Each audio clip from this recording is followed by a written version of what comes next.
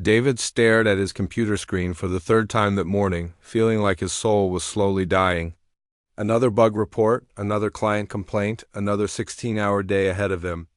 The coffee had gone cold hours ago, but he kept drinking it anyway. Outside his tiny apartment window, the city noise never stopped. Cars honking, people shouting, construction work that seemed to go on forever. He was 34 years old and felt like he was already dead inside. 5 years ago, he thought working as a software engineer would be his dream job. Good money, respect, the chance to build something meaningful. Instead, he spent his days fixing other people's mistakes and answering emails that could have been text messages. David rubbed his tired eyes and decided to take a break. He opened a new browser tab, planning to watch some videos or scroll through social media. But instead, he found himself on a random auction website. He wasn't sure how he got there. Maybe he clicked on an ad by accident. The website was full of weird stuff people were selling. Old furniture, broken electronics, random collectibles, but then something caught his eye. A listing that seemed too crazy to be real. 40-acre farm. In Montana, starting bid, $1. David laughed out loud. $1? That had to be a joke. He clicked on the listing to see what the catch was. The photos showed a rundown farmhouse with peeling paint and broken windows. The fields were completely overgrown with weeds. There was an old barn that looked like it might fall down any minute. The description was short and not very helpful. Property sold as is, no warranties. Buyer responsible for all inspections. Serious bidders only. That was it. No explanation of why someone would sell a farm for $1. David started reading the comments from other users.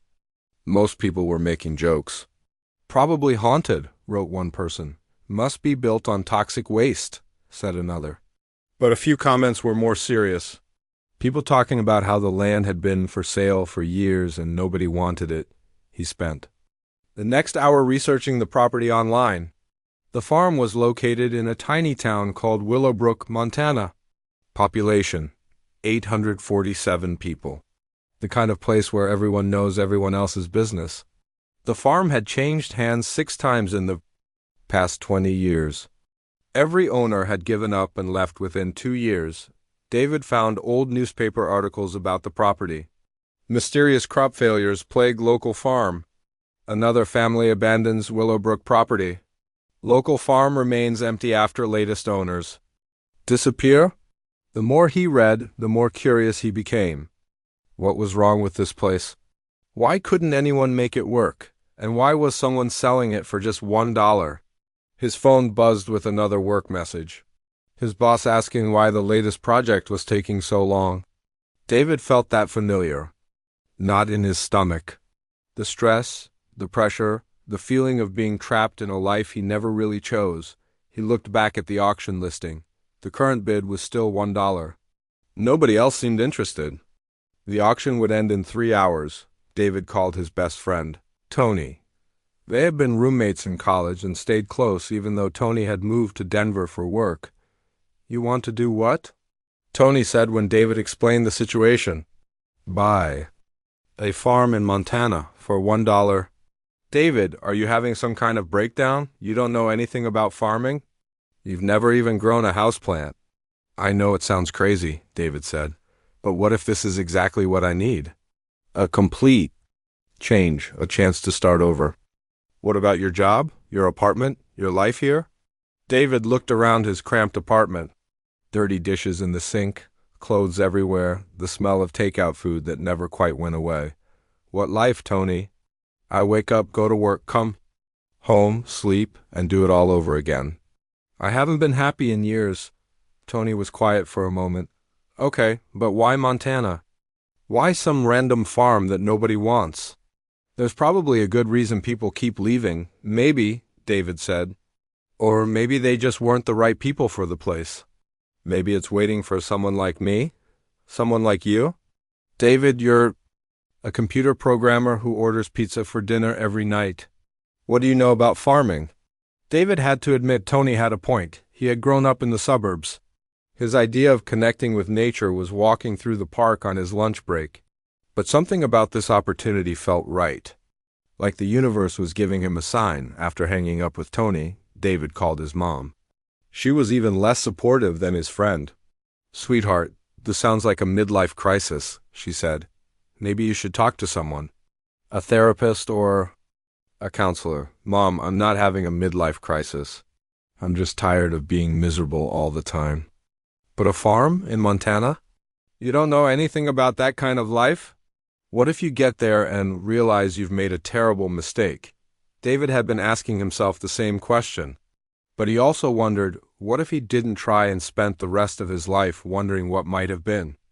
With 1 hour left in the auction, David made his decision. He created an account on the website and placed a bid. $2. A few minutes later, someone else bid $3.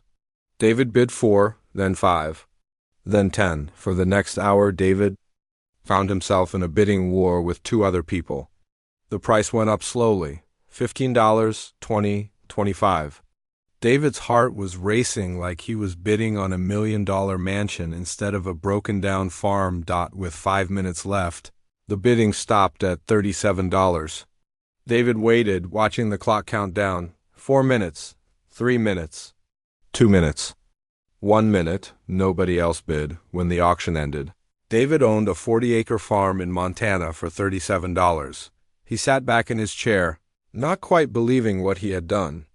In the space of a few hours, he had completely changed the direction of his life. He felt terrified and excited at the same time. David spent the rest of the evening researching everything he could about Willowbrook, Montana. The town had been founded in 1892 as a farming community. It had a post office, a general store, a diner, and not much else. The nearest city was 3 hours away. He found the contact information for the previous owner and sent an email asking about the property. The response came back quickly. "Good luck, you'll need it." That night, David lay in bed staring at the ceiling. Tomorrow he would have to call his boss and quit his job. He would have to break his apartment lease, sell his furniture, and figure out how to get to Montana. He had no idea what he was doing or what he would find when he got there.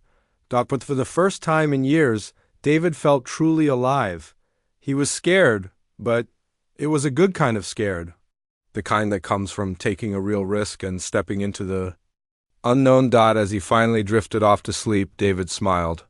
Tomorrow, his new life would begin. Ryan's first morning on the farm started with a surprise.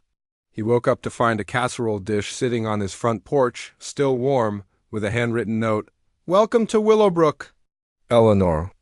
The kindness touched him, but it also made him curious. Who was Eleanor and how did she know he was here?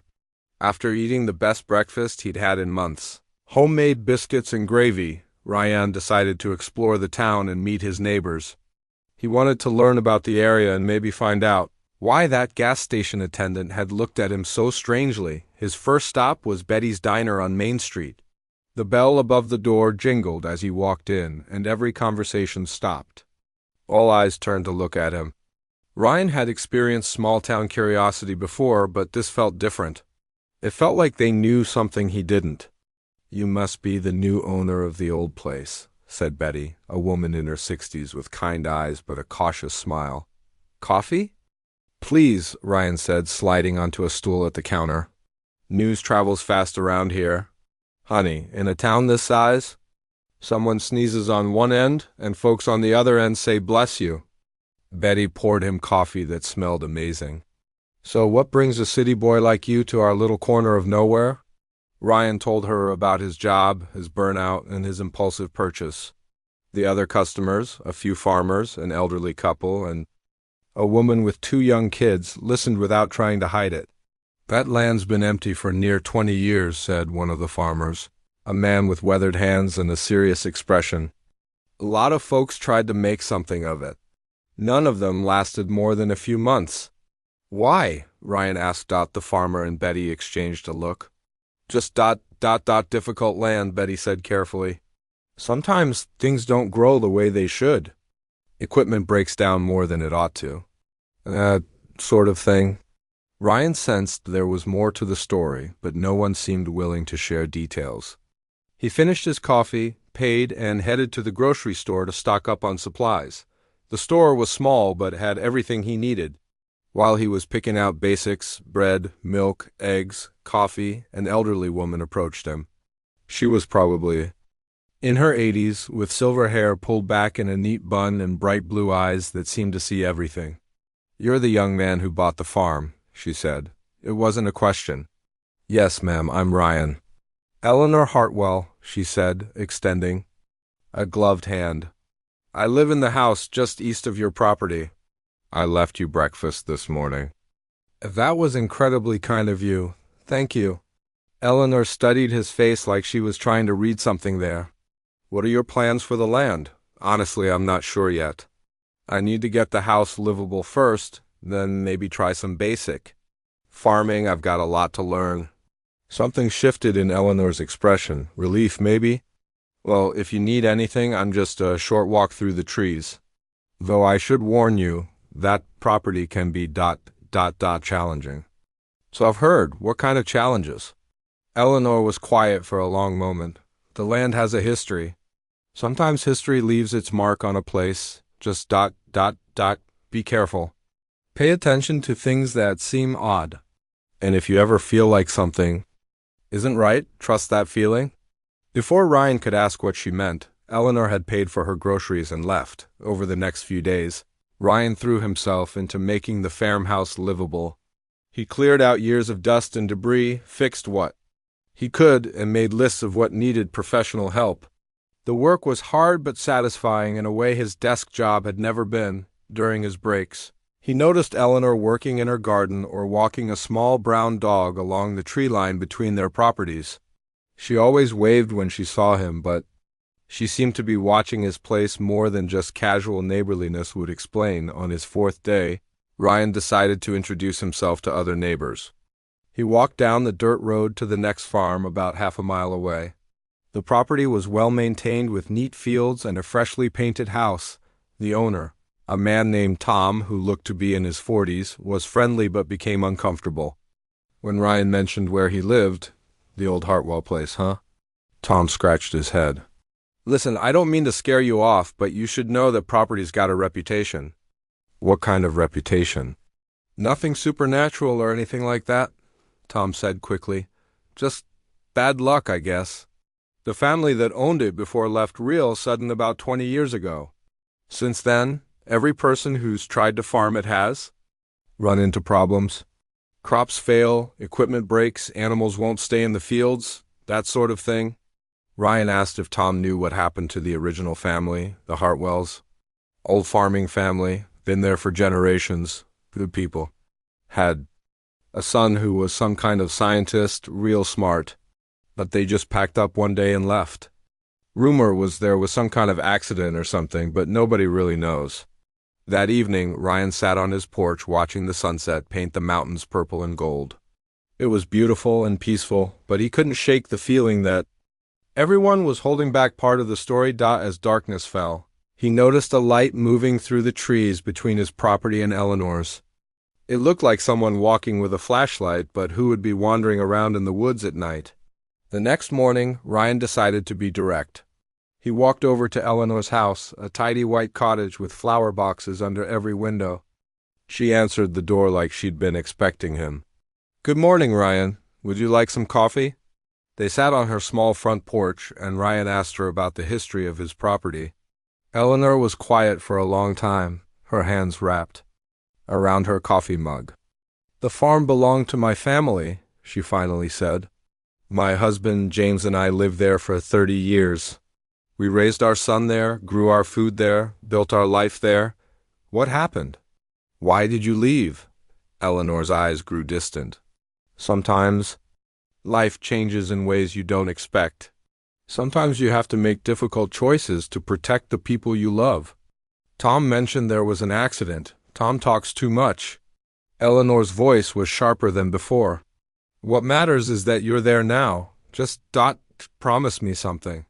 If you find anything unusual on the property, anything that doesn't seem to belong, come talk to me before you do anything else." "What kind of thing might I find?" Eleanor stood up, clearly ending the conversation. "You'll know it when you see it." As Ryan walked back to his property, he felt more confused than ever. Everyone in town seemed to know something they weren't telling him, and Eleanor's warnings were starting to sound less like friendly advice and more like something else entirely. That night he heard sounds he couldn't identify coming from somewhere on his property. Not animals, something mechanical like humming or buzzing. But when he went outside with a flashlight to investigate, everything was quiet. Ryan was beginning to realize that his $1 farm came with mysteries he never could have imagined. After 2 weeks of cleaning and basic repairs, Ryan decided it was time to tackle the basement. He'd been avoiding it because the stairs looked questionable and the whole area smelled like dampness and old wood. But if he was going to make this place truly livable, he needed to check the foundation and maybe set up a workshop down there. The first thing that struck him as odd was how solid the basement actually was. From upstairs, the house felt old and worn down. But when Ryan got to the bottom of the stairs and turned on his flashlight, he found something completely different. The basement walls weren't the old stone or concrete blocks he expected. Instead, they were made of modern poured concrete that looked almost new. The floor was smooth and level, with a drain system that seemed way too sophisticated for a farmhouse built decades ago. Ryan ran his hand along the walls. The concrete was high quality, the kind used in commercial buildings, not old farmhouses. This basement had been renovated recently and expensively. But why would someone put that much money into a house they were abandoning? As he explored further, Ryan found more puzzling details. Heavy-duty electrical cables ran along the ceiling, much more power than a normal basement would need. There were also water lines that didn't connect to anything he could see, and what looked like ventilation ducts that disappeared into the walls. In one corner, he discovered something that made him stop and stare. Bolted into the concrete floor were 4 heavy metal brackets, like something had been mounted there. Something big and heavy. The bolt holes were clean and looked recent. Ryan took photos with his phone and made notes. Nothing about this basement made sense with the story of an abandoned farm. Someone had spent serious money renovating this space, and they'd done it not too long ago. Over the next few days, Ryan started paying closer attention to other details around the property. The more he looked, the more questions he had. The electrical meter outside the house showed recent usage patterns. According to the utility company, the power had never been completely shut off. Someone had been paying for electricity even when the house was supposedly empty. The water well had a new pump system that looked expensive and professional. Again, not something you'd expect on abandoned property. Ryan also noticed that while most of the farm looked overgrown and neglected, certain areas were different. There was a path from the house to the barn that was clear of weeds, like someone had been walking it regularly.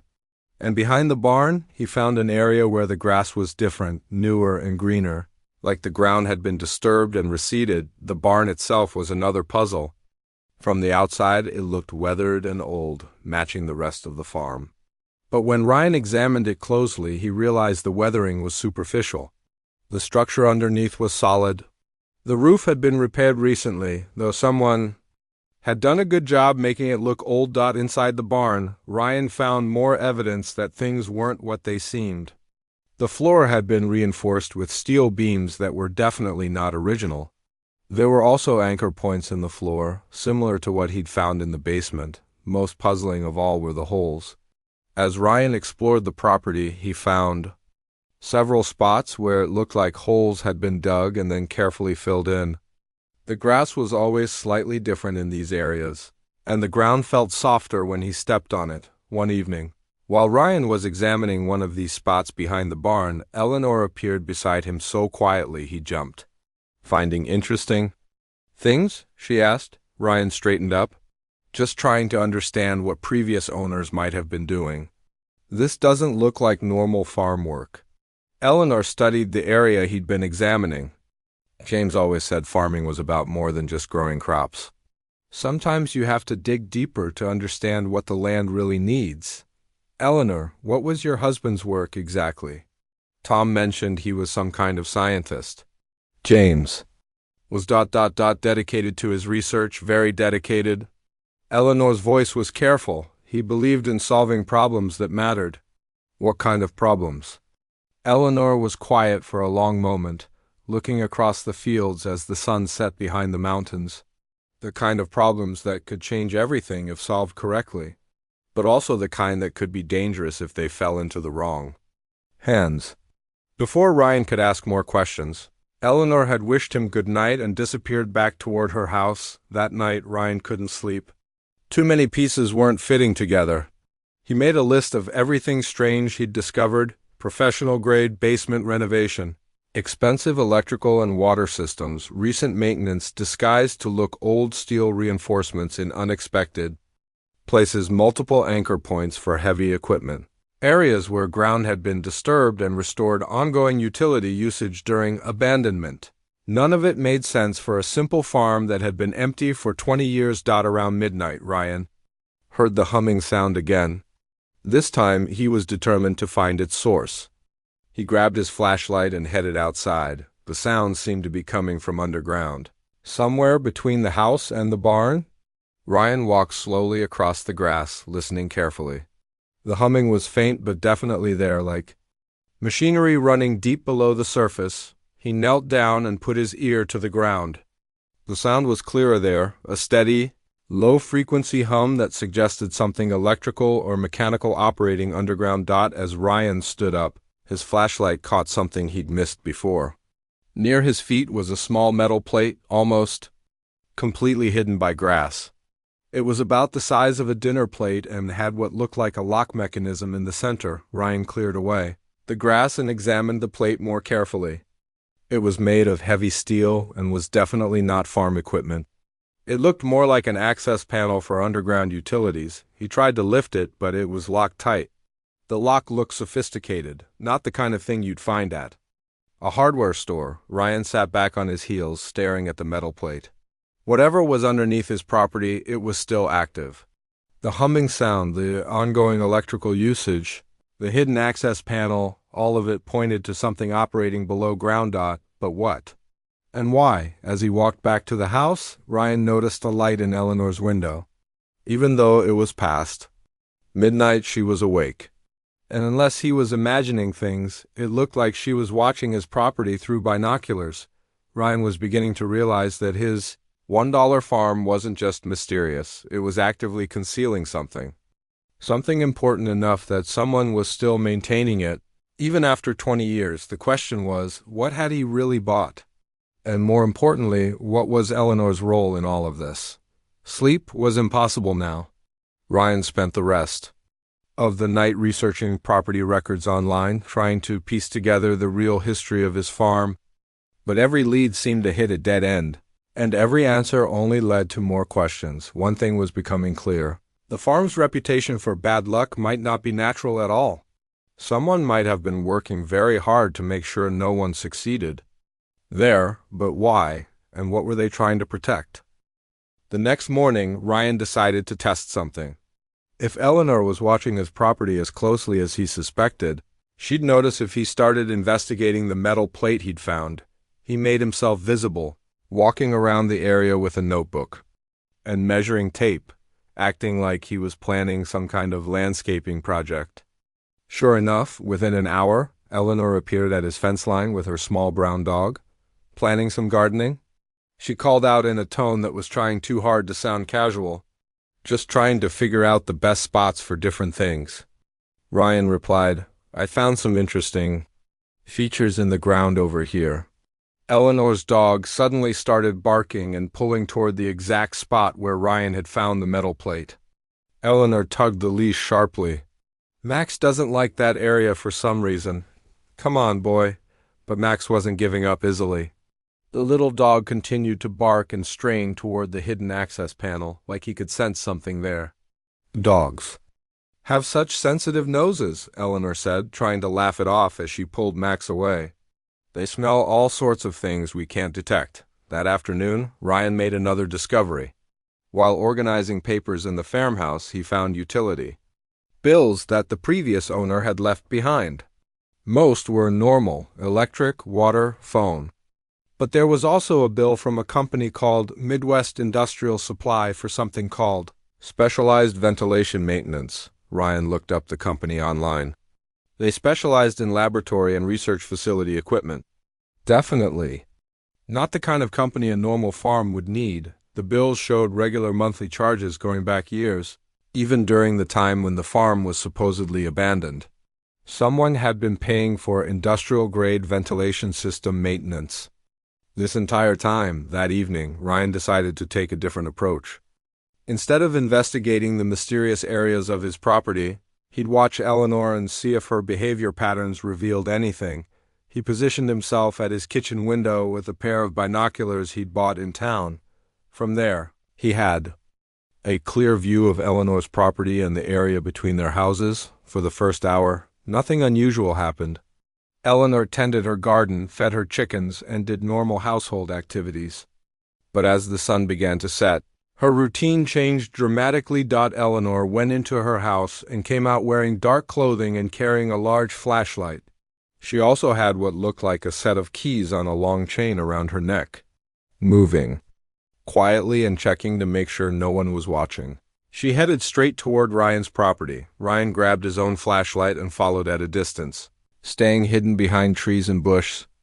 Eleanor walked directly to the barn, but instead of going through the main door, she went to the back corner where Ryan had noticed the different grass, using a key from her chain. Eleanor opened what Ryan now realized was a hidden door built into the barn's back wall. The door was camouflaged so well that he'd missed it completely in his earlier explorations. Eleanor disappeared inside, and Ryan could see light moving around inside the barn. But she wasn't in the main area. The light was coming from below. Like there was a basement or underground area beneath the barn floor. About 30 minutes, Eleanor emerged and carefully locked the hidden door. She looked around cautiously before heading back to her house, again checking to make sure she wasn't being observed. Ryan waited until she was safely inside before approaching the barn. In the darkness, it took him several minutes to locate the hidden door. It was masterfully disguised, built to look like just another section of weathered barn wall. He tried the handle, but it was locked tight with what looked like a high-security lock. This definitely wasn't standard farm equipment. The next day, Ryan drove to the county courthouse to research the property's history more thoroughly. The clerk, a friendly woman named Dorothy, helped him access records going back decades. "Looking up your own place?" Dorothy asked as she pulled files, trying to understand what previous owners might have done. "The property has some unusual features." Dorothy lowered her voice. "You bought the old Hartwell research facility, didn't you?" Ryan's heart skipped. "Research facility? Oh, honey, that was never just a farm. Dr. James Hartwell was a big shot. Scientist. Had some kind of government contracts, I think. Very hush-hush stuff. The whole family was involved, his wife Eleanor, even their son before he moved away." "What kind of research?" "Nobody really knew. Agriculture-related, I think, but way more complicated than regular farming. They had trucks coming and going all the time, bringing fancy equipment. Then one day, about 20 years ago, it all just stopped." Dorothy pulled out a thick folder. "Here's what I can show you, but a lot of the records are sealed. Something about ongoing scientific projects and confidentiality agreements." What Ryan could see was fascinating and confusing. The property had been zoned for both residential and specialized research use. There were permits for underground construction, hazardous material storage, and something called biological containment systems. Most interesting was a permit from 18 months ago, well after the property was supposedly abandoned for ventilation system upgrades. Someone had been maintaining and even improving the research facility long after the Hartwells supposedly left. That evening, Ryan confronted Eleanor directly. He found her in her garden and walked over without waiting for an invitation.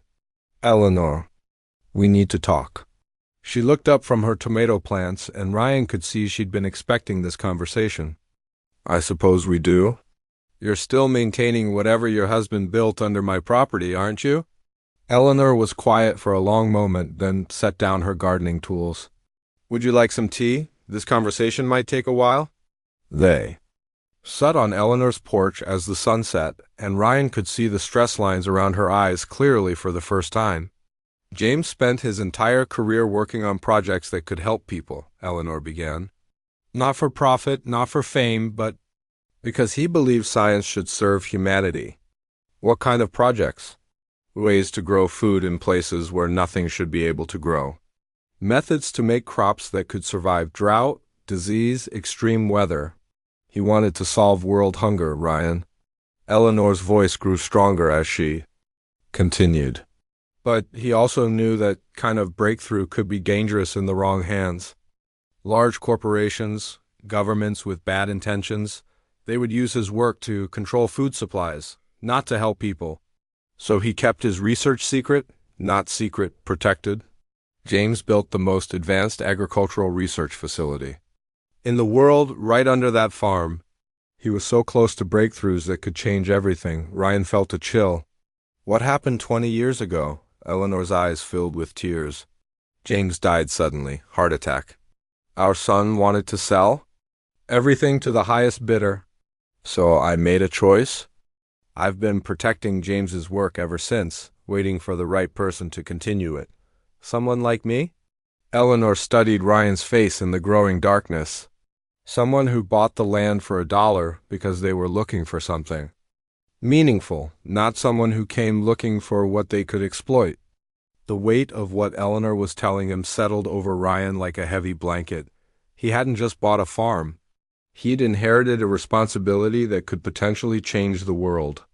Eleanor, what exactly is still running under my property? James's life work. 20 years of research that could feed the hungry and heal the earth. But Ryan, there are people who would do anything to get their hands on it. That's why I've had to be so careful all these years.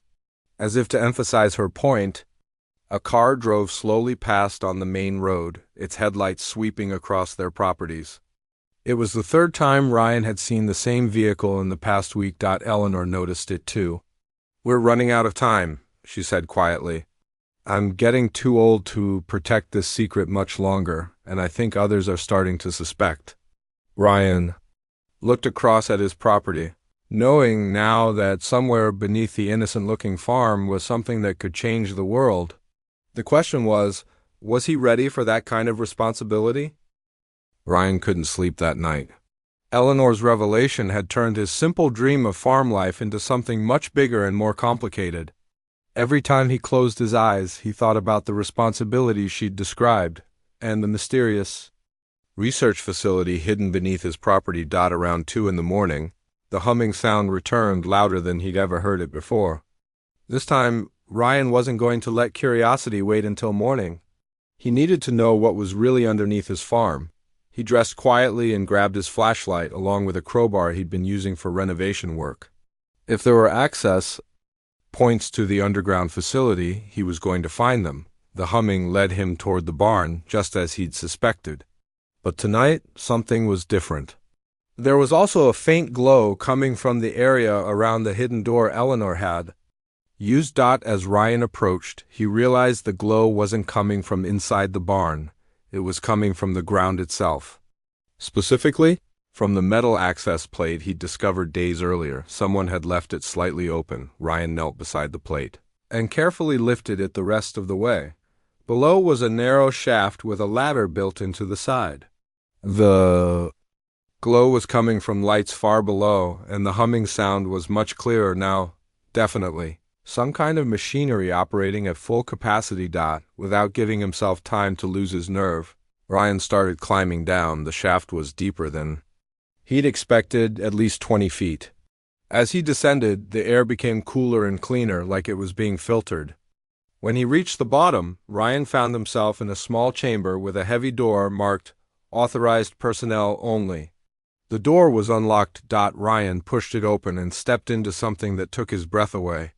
He was standing at the entrance to a vast underground laboratory that looked like something from a science fiction movie. The main chamber was enormous, easily the size of a basketball court and filled with equipment Ryan couldn't begin to identify.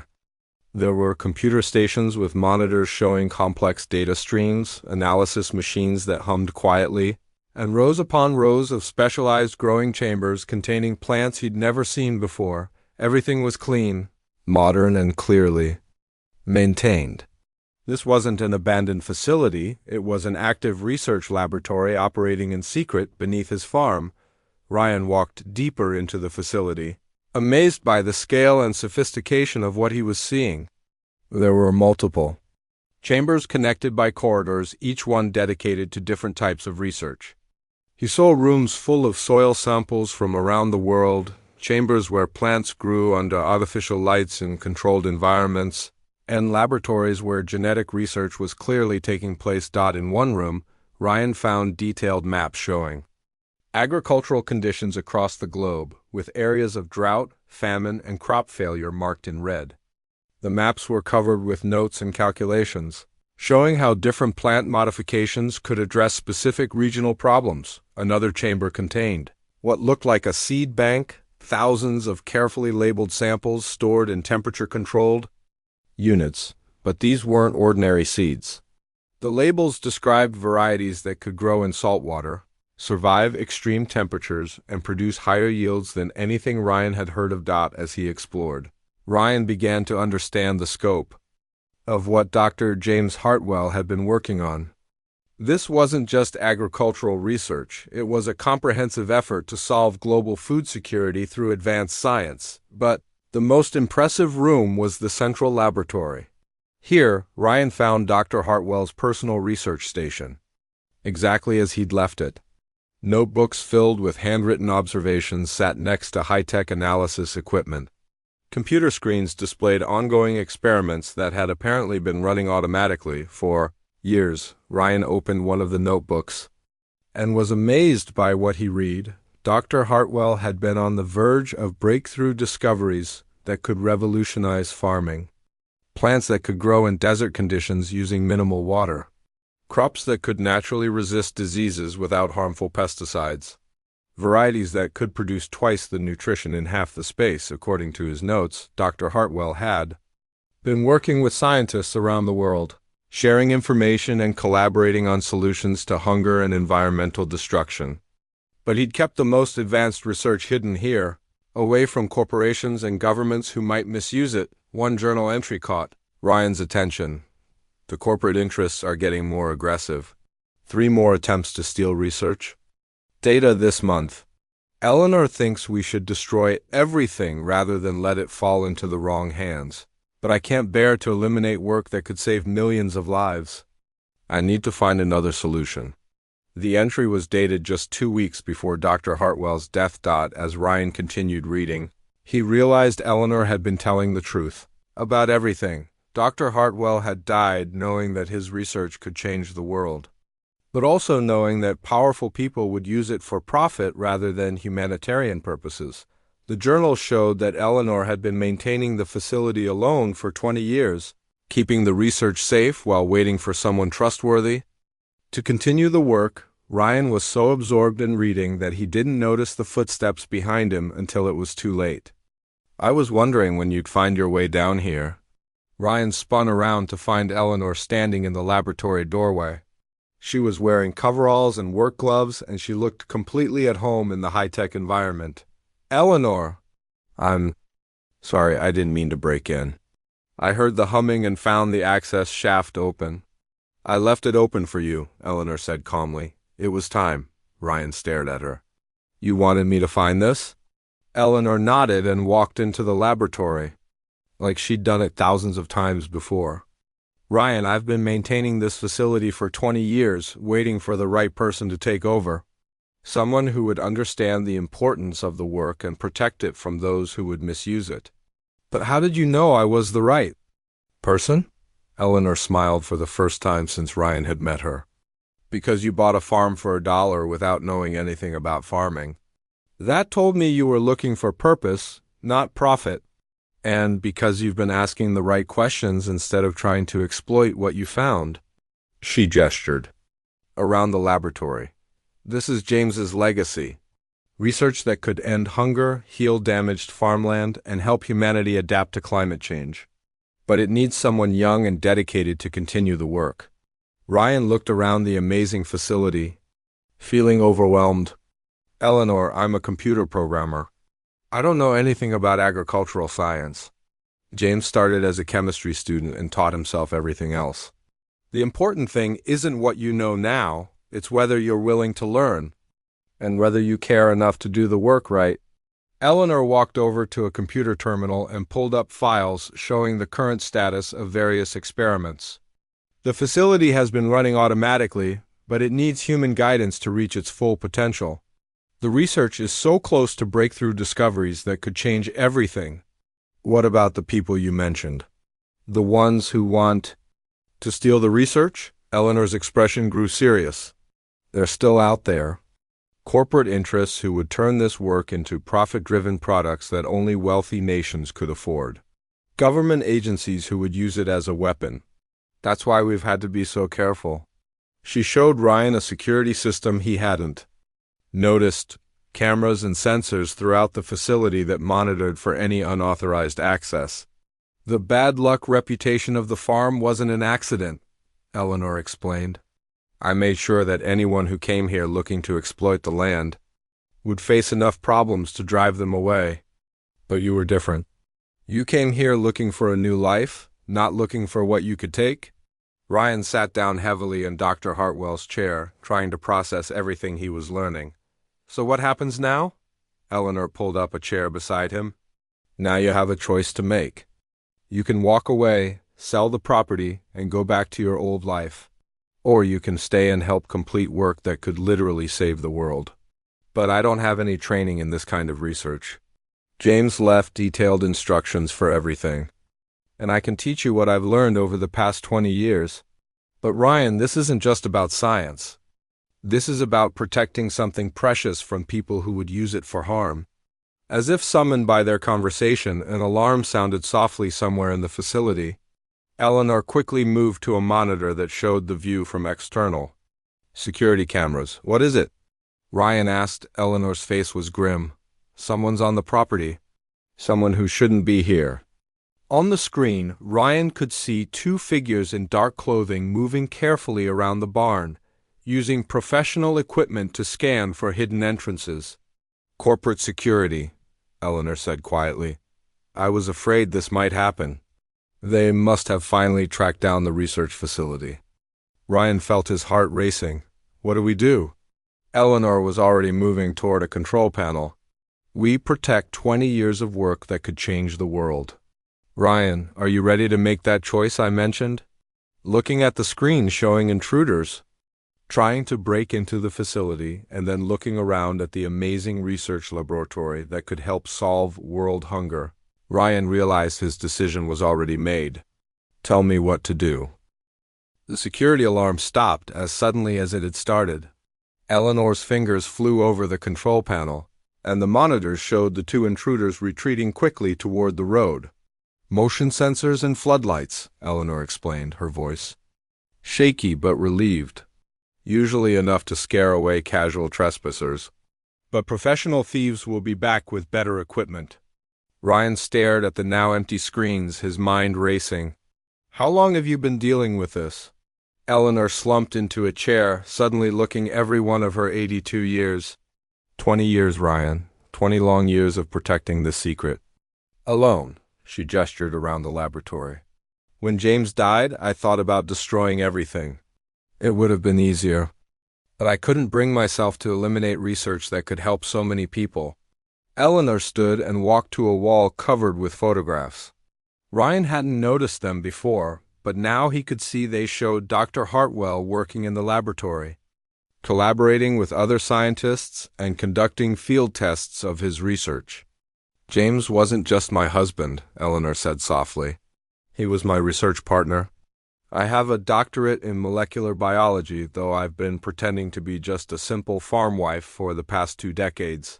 Ryan felt his understanding of Eleanor shift completely. You've been running this facility yourself? Not running, maintaining. Keeping the automated systems operational, protecting the research from theft, making sure the work could continue when the right person came along. Eleanor's voice grew stronger. But I'm not a genius like James was.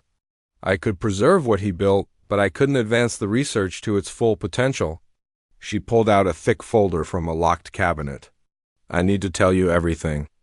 Ryan, about what James discovered, about why it's so dangerous in the wrong hands. and about what you're really inheriting. They sat at the central research table as Eleanor opened the folder to reveal documents that took Ryan's breath away. Scientific papers that had never been published, collaboration letters from Nobel Prize winners, and government correspondence marked classified. James wasn't working alone, Eleanor explained.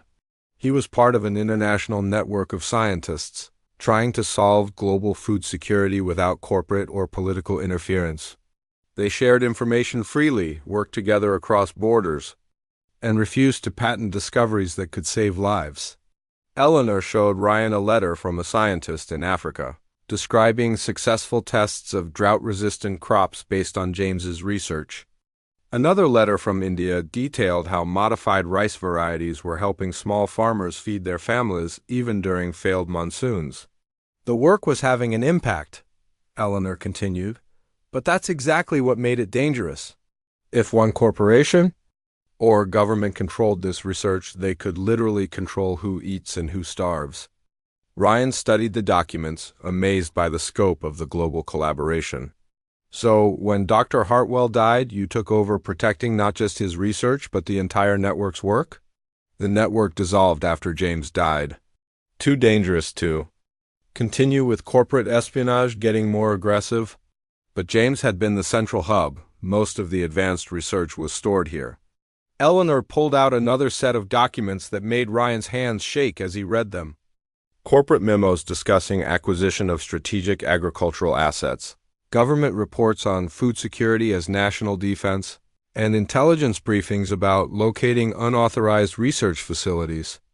These people weren't just interested in stealing research, Ryan realized. They wanted to control it completely. Exactly.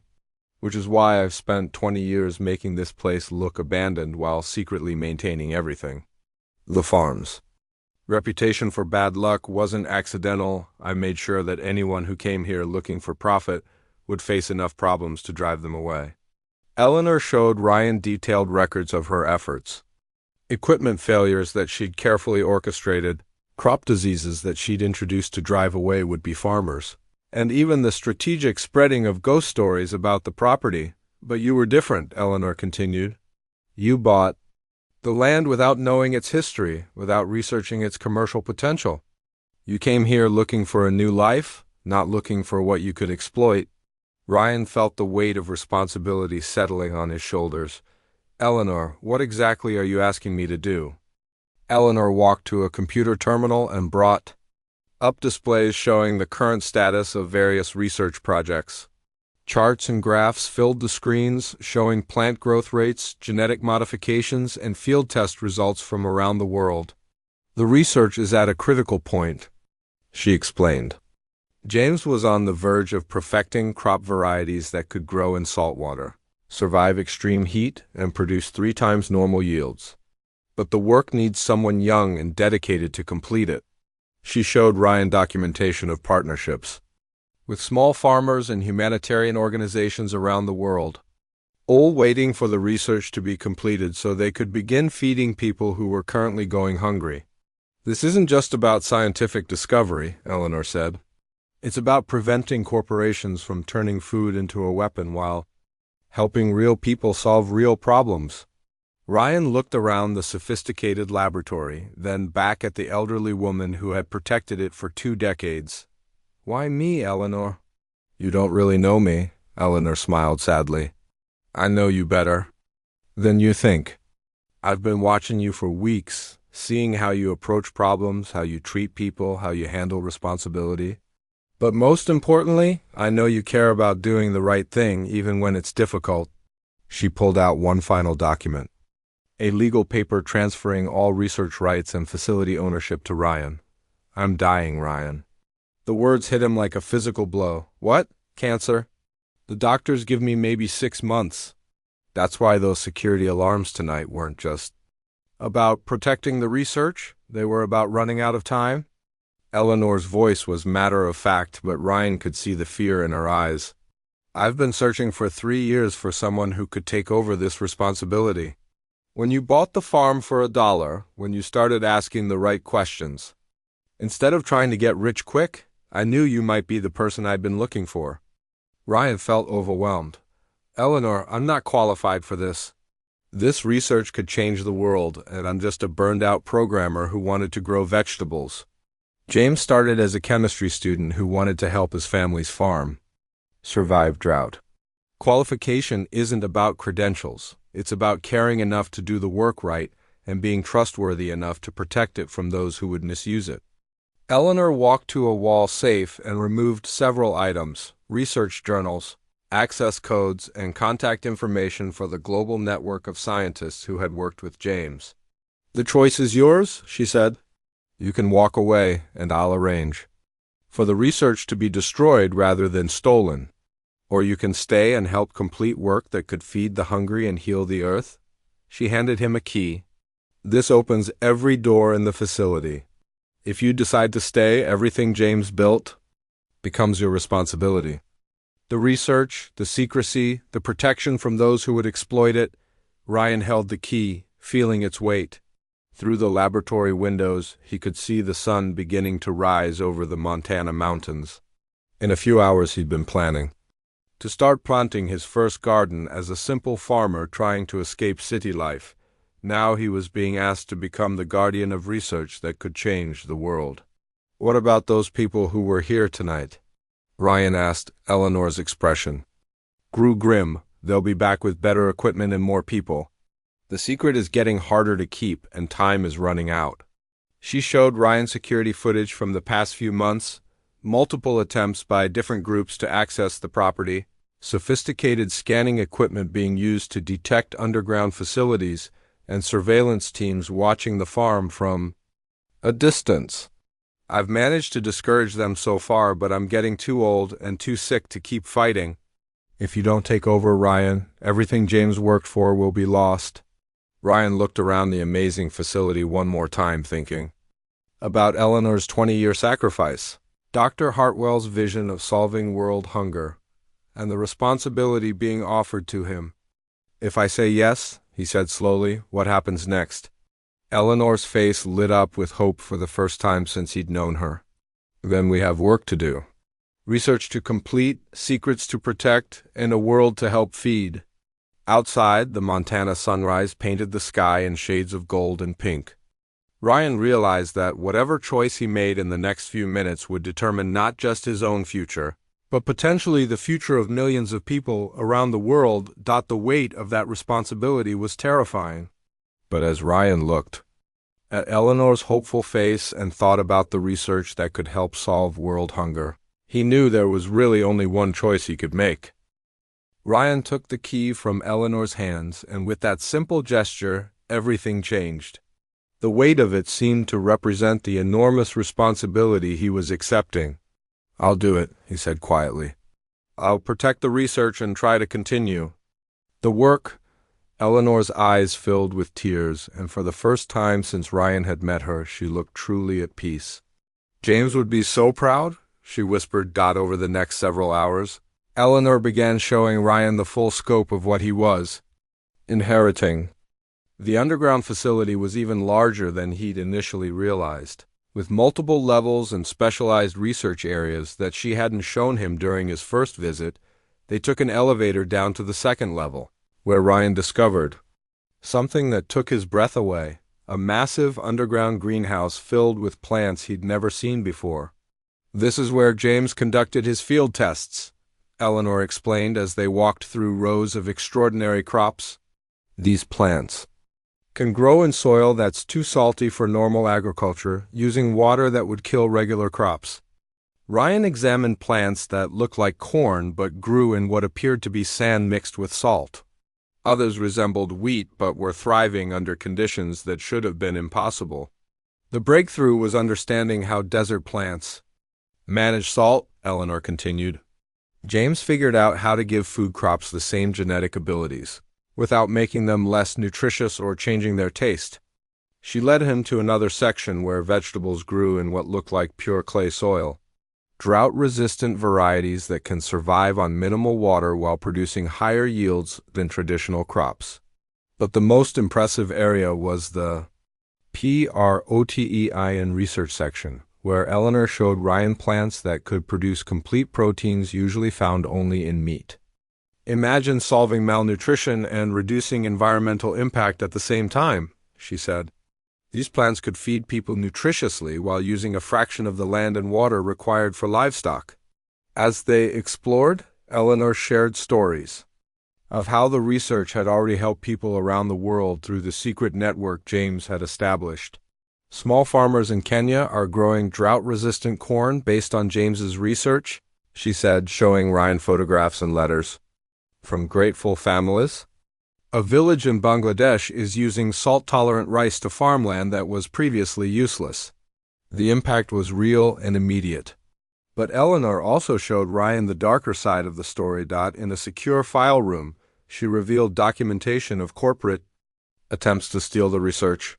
Ryan read reports of break-ins at other research facilities, scientists being bribed or threatened, and even evidence of researchers disappearing when they refused to sell their discoveries. "Agricorp Industries has been the most aggressive," Eleanor explained, showing Ryan thick files on the company. "They've spent millions trying to locate and acquire independent agricultural research. They want to patent everything and charge licensing fees to farmers worldwide." The files contained intercepted communications showing Agricorp's plan to create agricultural dependency by controlling advanced crop varieties. Countries and farmers would have to pay massive fees for seeds that could feed their people. "Imagine if one company controlled the technology needed to grow food in drought conditions," Eleanor said. "They could literally decide which regions prosper and which ones starve." Ryan felt sick reading the corporate documents. "How have you managed to keep this secret for 20 years? Eleanor smiled grimly. "Very carefully. False leads, misdirection, and making sure the facility appeared completely abandoned. But the pressure is increasing." She showed Ryan recent intelligence reports indicating that multiple organizations were closing in on the location of James's research. Satellite imagery, geological surveys, and even infiltration attempts in the local community. "That's why your arrival was so perfectly timed," Eleanor said. "I was running out of options for protecting the work." Over the following days, Eleanor began teaching Ryan how to operate the sophisticated research equipment. Despite his lack of formal training, Ryan's programming background helped him understand the computerized systems that controlled experiments and analyzed results. "James designed everything to be as automated as possible," Eleanor explained. "He knew that someday the work might need to continue without access to traditional academic resources." Ryan learned to monitor the ongoing experiments, adjust environmental controls for different test crops, and interpret the data that the systems generated continuously. It was overwhelming at first, but Eleanor was a patient teacher. More importantly, she began introducing Ryan to the global network of scientists and humanitarian workers who were waiting for the research to be completed through encrypted communications. Ryan spoke with a doctor in Somalia who was desperately trying to help farmers grow food during extended drought. A teacher in Peru described villages where children were malnourished because traditional crops couldn't survive changing climate conditions. An agricultural coordinator in Syria explained how salt contamination from wartime damage had made vast areas unfarmable. "These aren't abstract problems," Eleanor emphasized. "Every day we delay completing this research, real people are going hungry when they don't have to be." But Ryan also learned about the precautions necessary to keep the work safe. Eleanor showed him how to communicate through secure channels, how to recognize surveillance attempts, and how to identify people who might be corporate spies. "Trust carefully and verify everything," she advised. The wrong person getting access to this research could undo decades of work. Eleanor also revealed the network of supporters who had been helping protect the research over the years. A banker in town who helped with financial transactions without asking questions. A shipping company that moved equipment and supplies discreetly. Even some government contacts who believed the research should remain independent. "You're not alone in this," Eleanor assured him. "There are people who understand the importance of keeping this work free from corporate control." As Ryan's training progressed, Eleanor shared the most sensitive information, the current status of the research and how close it was to breakthrough discoveries. James was literally months away from perfecting several crop varieties when he died, she explained, showing Ryan detailed research notes and experimental data. I've been maintaining the experiments, but they need active development to reach completion. The potential impact was staggering. Crop varieties that could feed millions of people in regions where agriculture was currently impossible. Techniques that could restore damaged farmland and reduce the environmental impact of food production. Research that could help humanity adapt to climate change while solving hunger, but with the potential benefits came enormous risks.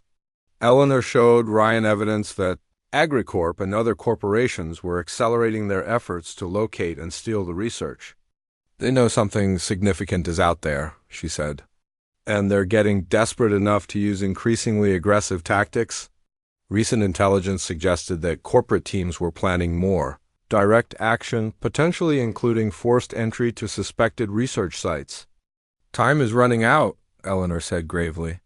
We need to complete the most important research and get it safely distributed to our humanitarian partners before the corporations locate us. Ryan felt the pressure of the deadline, but also the excitement of being part of something that could genuinely change the world. Looking around the sophisticated laboratory, reading letters from people who could be helped by the research, and understanding the stakes involved, he realized that his simple plan to escape city life had turned into the most important work he could imagine. What do we do first? He asked Eleanor. She smiled and pulled out James's personal research journal. We finish what my husband started, and we make sure his dream of solving world hunger becomes reality, not corporate profit. As they began planning the next phase of research, Ryan understood that he wasn't just inheriting a farm or even a laboratory. He was becoming part of a legacy that could help feed the world while protecting that ability from those who would exploit it. The responsibility was enormous, but so was the opportunity to make a difference on a scale he'd never imagined possible. 3 months later, Ryan stood in the underground laboratory watching monitors that showed successful crop tests happening simultaneously across 4 continents. What had started as an impulsive purchase of a $1 farm had become his life's most important work. Eleanor's health had declined rapidly, but her spirit remained strong as she watched Ryan master the research systems and begin advancing James's work in ways that even she hadn't thought possible. Your programming background was exactly what this project needed, she told him one morning as they reviewed data from overnight experiments. James's automated systems were brilliant, but they needed someone who could improve and expand them. Ryan had indeed found ways to enhance the research facility's capabilities. He'd redesigned the data analysis systems to process results faster, created better communication networks for the global humanitarian partners, and even developed new security protocols to protect against corporate infiltration. But the real breakthrough came when Ryan combined his technical skills with James's biological research to accelerate the development of the most promising crop varieties. Working 80-hour days, Ryan and Eleanor had successfully completed field tests of salt-tolerant wheat that could grow in previously unusable soil. They'd perfected drought-resistant corn that required 60% less water than traditional varieties. Most importantly, they'd developed protein-rich vegetables that could provide complete nutrition for communities with limited access to diverse foods. The impact was immediate and amazing. Through their secure network, Ryan received daily updates from partners around the world who were testing the new crop varieties with local farmers. A coordinator in Bangladesh reported that salt-tolerant rice was allowing farmers to use coastal land that had been unusable for decades. A doctor in Ethiopia described villages where drought-resistant crops were providing food security for the first time in years. A teacher in Guatemala shared photos of children who were healthier because protein-rich vegetables were supplementing their diets. This is what James dreamed of, Eleanor said, reading the reports with tears in her eyes. Real people being helped by science that stays free and available to those who need it most. But their success had also attracted more attention from the wrong people. Corporate surveillance of the area had increased dramatically, and Eleanor's intelligence contacts warned that AgriCorp was preparing a major operation to locate and seize the research facility. "We need to move faster," Eleanor told Ryan during one of their evening strategy sessions. "The research needs to be distributed and protected before they find us." Working together, Ryan and Eleanor developed a plan to ensure the research would survive and continue helping people even if the facility was discovered. They created multiple backup systems, established secure research centers in different countries, and trained a new generation of scientists to continue the work independently. Most importantly, they made sure the research could never be completely controlled by any single corporation or government. By distributing the knowledge freely to humanitarian partners around the world, they made it impossible for anyone to monopolize the discoveries. "James always said that knowledge belongs to humanity, not to whoever can afford to buy it," Eleanor explained as they transmitted the completed research.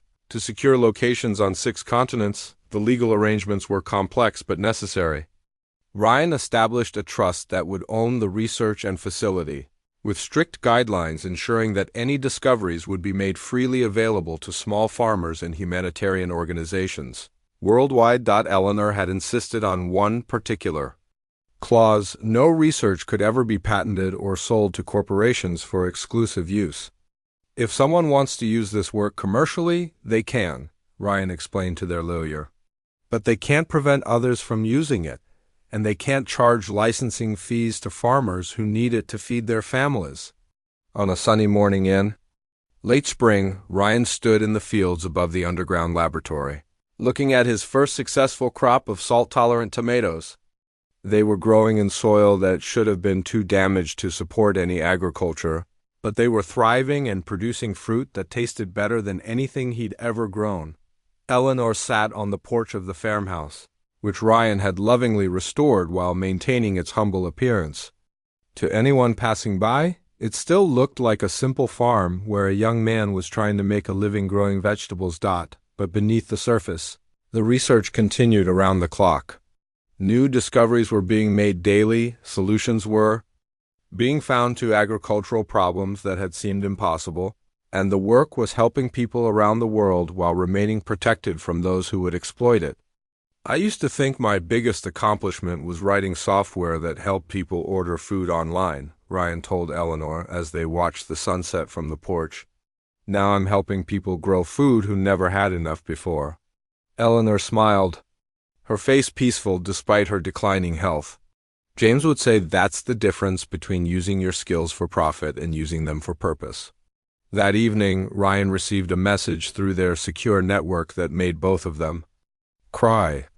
A farmer in Sudan had successfully grown their drought-resistant crops during a severe dry season, producing enough food to feed his entire village.